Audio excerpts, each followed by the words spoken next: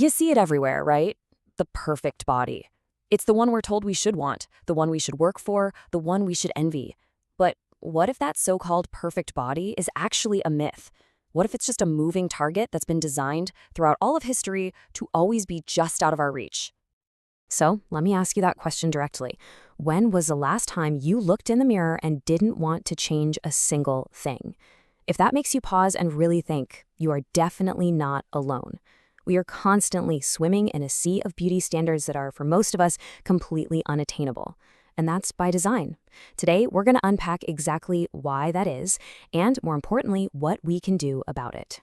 So here's what we're going to cover. First, we'll bust that myth of perfection wide open. Then we'll take a quick trip through history to see just how much these ideals have changed.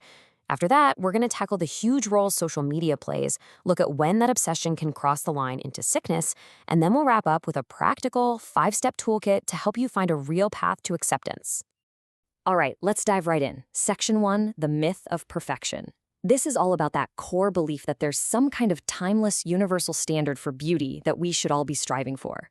But here's the truth. These standards, they're not based in biology or some objective fact. They're just cultural fashions. And like all fashions, they're designed to change. And that's exactly why it feels like a moving target, because it is a moving target. Beauty is totally subjective. What one culture or one era thinks is the peak of beauty, another might find completely unattractive. There's no such thing as an eternal, universal perfect. There are only trends. And if you want proof, you don't have to look much further than history. We're going to take a quick tour through art and culture, and you'll see just how dramatically the so-called ideal has shifted over the centuries. It's pretty wild. Okay, just take a look at this. In ancient Greece, it was all about mathematical proportions, these athletic builds. Then you jump to the Middle Ages, and the ideal becomes a pale, slender figure, which was all about reflecting modesty. The Baroque era comes along and completely flips that, celebrating these plump, full figures. And then the 1960s swings the pendulum all the way back to that ultra-thin look. It's a total roller coaster. I mean, this contrast is just fascinating, right? The Greek ideal was almost a math problem. Beauty was based on these precise, rigid proportions. But in the Baroque era, a fuller, paler body was the ultimate status symbol. It literally signaled that you were wealthy, that you had leisure time, and that you had plenty of food. We're talking about two completely opposite ideals, and each one was considered the absolute peak of beauty in its time. You know, this whole attempt to turn beauty into a formula, it has a name. It's called a canon of beauty. Leonardo da Vinci's famous Vitruvian Man is the perfect example. It was this big attempt to prove that the ideal human body fits perfectly within these divine mathematical laws. For centuries, this has been the goal, to try and turn beauty into a rulebook. So how does all this history connect to our world right now? Well, that brings us to the social media effect. If historical ideals changed slowly over hundreds of years, social media has put that entire process on hyperspeed. It's created what you could basically call a digital pressure cooker for body image. And the scale of the impact is staggering. A nearly 500% increase in low self-esteem issues among young people in just a few years. Let that sink in. This isn't just a small shift, it's a seismic event in mental health, and it's directly linked to our digital lives. So how exactly does this happen? Well, research consistently shows that visual platforms like Instagram just fuel this constant social comparison. We're flooded with these curated, filtered, and totally unrealistic images, which directly links to lower self-esteem. And the data shows this pressure hits adolescent girls the hardest and can even increase the risk for serious conditions like eating disorders. There's actually a pretty powerful term for this: aesthetic violence.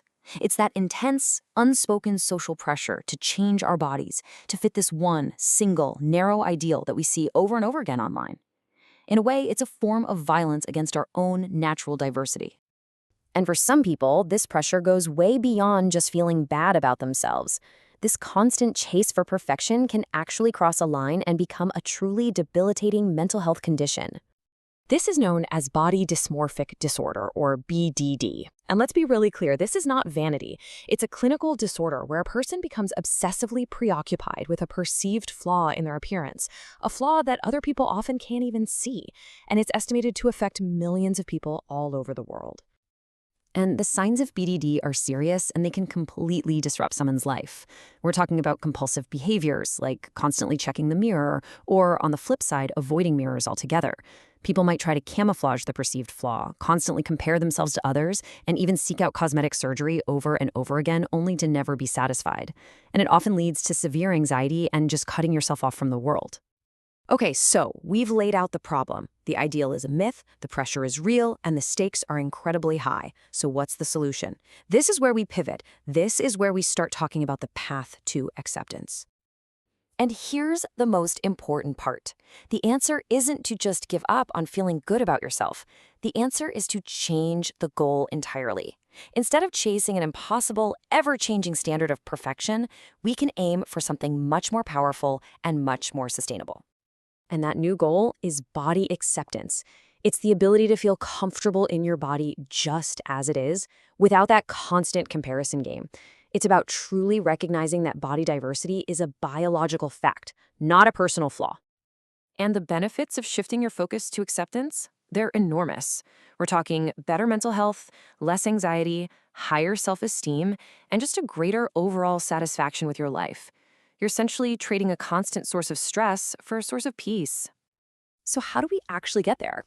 That brings us to our final section, a 5-step toolkit with practical, real strategies you can use to build a better relationship with your body starting today.